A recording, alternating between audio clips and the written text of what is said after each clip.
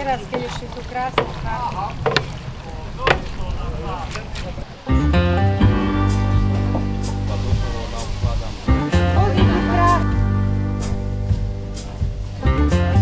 Tak, my sme tu pripravili s kolegyňou Evkou jelení guláš a výborné lečo z čerstvých domácich surovín od predajcov. Také pokojné ráno v Kalnej nad Hronom. Tóny ľudovej muziky, vône všetkého dobrého, ale aj typická slovenská trhová atmosféra.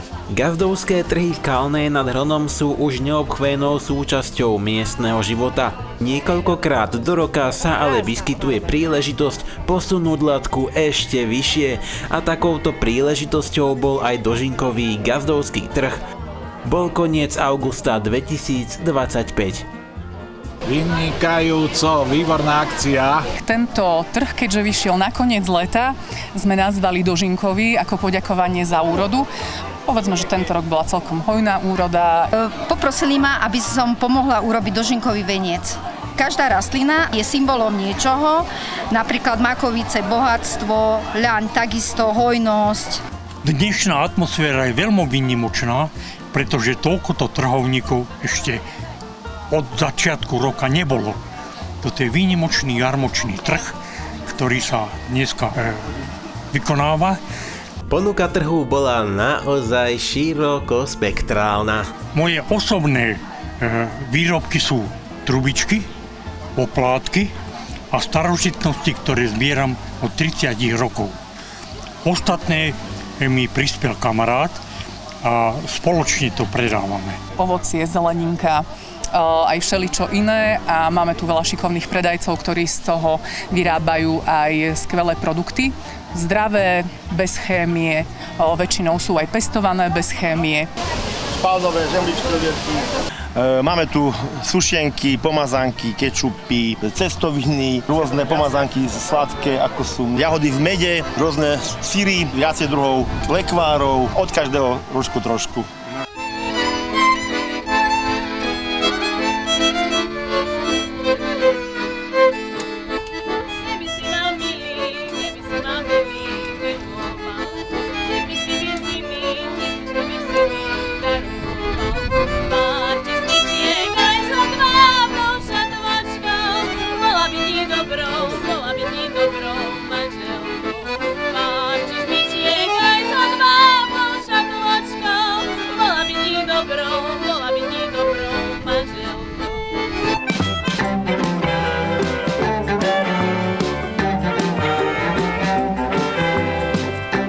Dávno som tu nebol, tak som sa prišiel pozrieť. Dneska viac menej tak akože prezentačne. Výrobky z kože, mešteky, kapsičky, pomôcky k lukostrelbe, tiež aj nejaké to náčinie, tiež aj prezentácia troška toho, čomu sa venujeme. Máme tu folklórny súbor Mareka Uhnáka, máme detský kútik, ochutnať môžete aj rôzne produkty z trhu.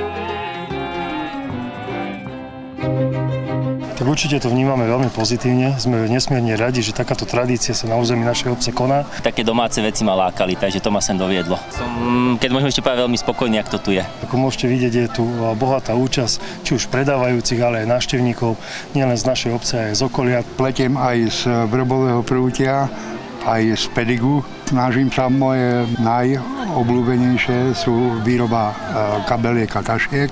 Popri tom robím aj iné veci.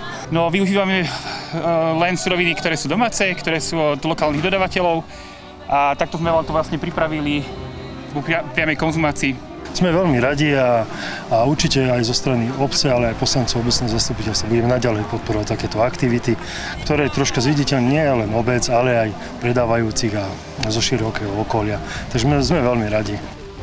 Pri príležitosti dožinkových trhov sa koná aj ukončenie cyklosezóny, čiže vieme spojiť príjemné s užitočným, takže aj z hľadiska športu návštevníci, ktorí sa zúčastňujú alebo účastníci ukončenia cyklosezóny sa môžu zastaviť na našich dožinkových trhoch, môžu sa občerstviť, môžu si niečo dobrého nakúpiť a takisto odísť to s krátkými, s príjemnými zážitkami.